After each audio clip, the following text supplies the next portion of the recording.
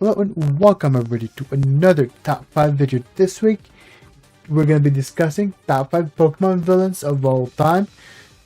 This top 5 will be based on my opinion, and if you don't agree, please leave your own favorite Pokemon villains in the comment section below and let's get this discussion going. Additionally, if you enjoy my content, please leave a like and subscribe. That will help with the algorithm. Without further ado, let's continue on to number 5. Discussing the theme that they're actually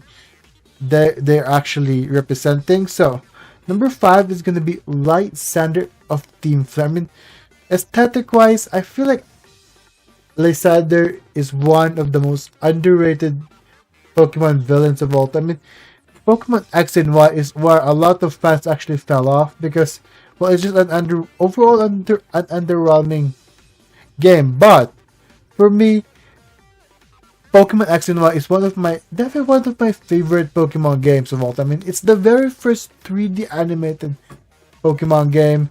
And it's very beautiful, and as you may know, I freaking sim for the Mega Evolution for Pokemon. So overall, Pokemon X and Y is really not that bad of a game in my opinion. So with that being said, Lysander is actually not, in terms of motive, I find his motive is really lacking.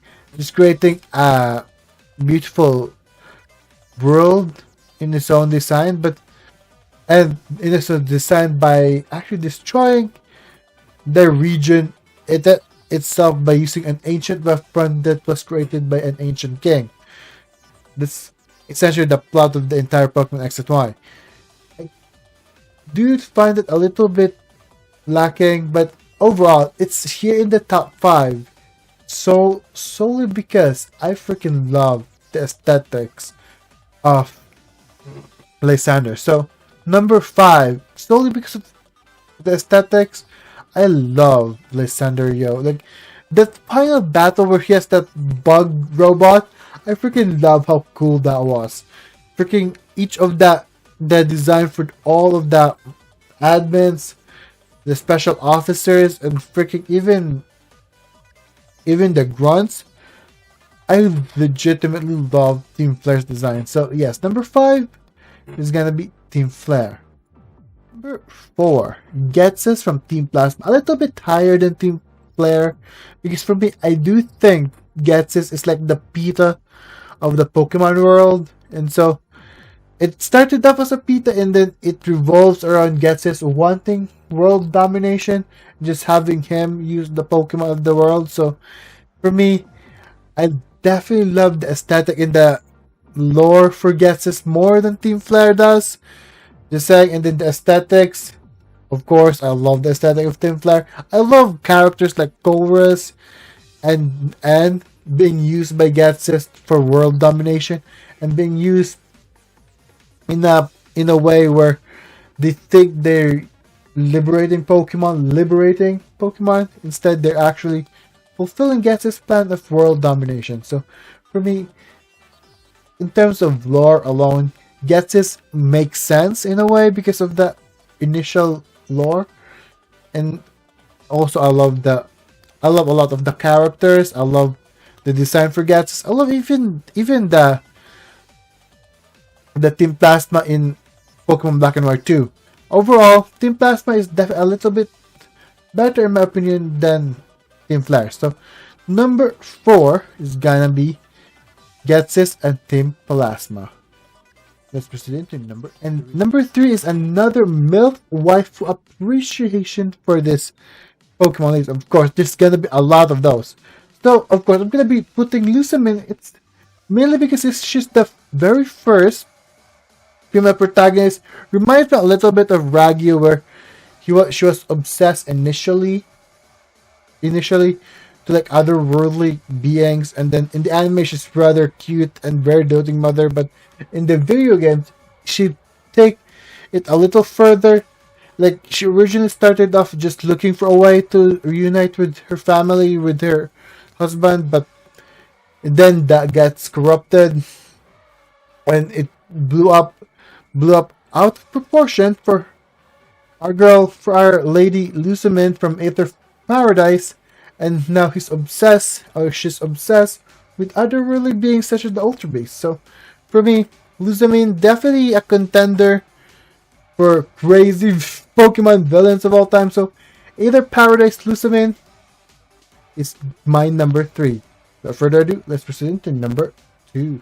A simp for the 4th generation games. Of course, I will be putting Cyrus at number 2 spot. I mean, it just freaking makes sense. Like, he literally is creating his own world, his own universe at this point. It's like having a god complex. I love that about Cyrus. His lore, motivation, he just wants to be ruling a world for me. That's essentially how I translate Cyrus. And his aesthetic is just looking overall really, really cool. His admins is really cool, like design wise. I love freaking Mars, Jupiter, and Saturn's design. Even their ace Pokemon, I love everything about Team Galactic. Their motivation. I love that they're trying to create a universe through Pokemon. So, yes, Team Galactic is definitely one of my favorite Pokemon villains of all time. So, let's proceed into number 1. Number 1, Giovanni of Team Rocket. I mean, I put Giovanni as one of my favorite iconic villains, being a villain and a gym leader at the same time. He literally has gym leaders on his payroll, on his mafia organization. It's very, for me, the basic kind of lore, the basic kind of goal. Just use Pokemon to do misdeeds or crimes. Like, I love that. I love that about Giovanni. Like, Giovanni is definitely one of the OG Pokemon. I'm not even a freaking Gen 1er to begin with. And I love the style for Giovanni. Giovanni, you're number 1, bro. You're freaking number 1 in my heart. And the fact that even Ash Ketchum is linked, it has theories about Giovanni being his father. Like, I love that. I freaking love that theory. Although I highly doubt that it is the case. But still, speculation. I love speculating. So, yes. Just a lot of lore theories about him is made. Literally fan fiction on him. I love Giovanni. Giovanni is just that iconic of a guy. I love this. That I love how it's very freaking basic. They just want to use Pokemon to do crimes. I love that. So without further ado, that would be it for my top 5 Pokemon villains of all time. And that would be it for my very last top 5 Pokemon. It's been a while. It's been a year since we did the first one. I think it's the very beginning of the 2022 when we start our journey to my top 5. This was heavily inspired with another content creator years ago when I actually first watched him in 2016. Now I'm making my own top 5 series, and it feels great to share my perspective of Pokemon that I love, aspect of Pokemon that I love. So yes, thank you guys for watching. And if you guys don't know, I also make a lot of gaming related content, which is probably gonna be more on the later coming months, and then we'll be taking a break for a while for top 5 series, and we'll be coming back stronger than ever with top 5 anime, which I will be talking a lot because I have a lot of content for top 5 to discuss. So without further ado, if you guys love my content and want more, please click right here with my Zero poster for more top 5 Pokemon. In here, the playlist, the entire playlist is right over here, and the last top 5 will be right over there, close to Emilia's poster. Without further ado, please leave a like and subscribe for more Pokemon and anime related content. Bye!